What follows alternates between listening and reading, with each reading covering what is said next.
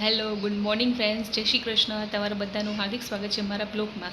આજે હું તમને શેર કરવા જઈ રહી છું મારે પેરેન્ટિંગ લાઈફ, જ્યાં થોડો ઠાઠ પણ છે અને થોડોક પ્રેમ પણ તમને જોવા મળે છે.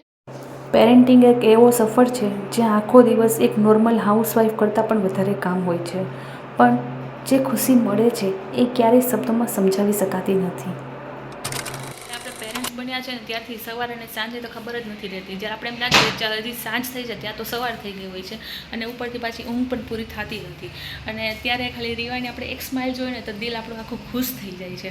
અને એમાં પણ એવું હોય કે આપણે પેરેન્ટિંગની લાઈફમાં છે ને એક તો આપણા ઘરનું પણ કામ હોય છે, અને એક પેરેન્ટ્સ તરીકે આપણે રીવાની બધી નાની નાની બધી વસ્તુનું ધ્યાન રાખવાનું હોય છે. તો એ બધી વસ્તુ જોઈને એમ લાગે કે બહુ સ્ટ્રેસ માઇન્ડ ઉપર આવી જાય છે કે કેમ થશે. પણ રેવાબેન જ્યારે મસ્તીના ક્યુટ છે ને રિએક્શન આપે, મસ્તી કરે, તો એ બધી વસ્તુ જોઈને છે ને આ બધી સ્ટ્રેસ ને બધું તો છું મંતર થઈ જાય એમ. જુઓ તો આ એક સ્માઇલ અમારો આખો દિવસ બરાબર બનાવી દે છે. સાંજ થઈ જાય ને ત્યારે એમ લાગે છે હા સાંજ થઈ, થાકી ગયા હોય છીએ અને ત્યાં અમારી એનર્જી પેકેટ રીવા એ કોઈ દિવસ થાકે જ નહીં. એને જોઈને એ થાકી ના હોય ને તો આપણી પણ એનર્જી રિચાર્જ થઈ જાય છે.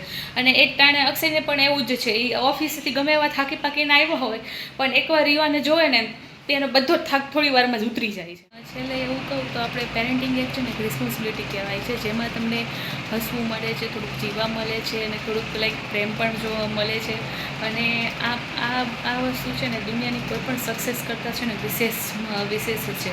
તો આઈ હોપ યુ ગાઈઝ તમને મારું આ પેરેન્ટિંગ લાઈફનો અનુભવ તમને પસંદ આવ્યો હશે. જો વિડીયો તમને પસંદ આવ્યો હોય તો વિડીયોને like, share, comment and subscribe કરજો. And thank you.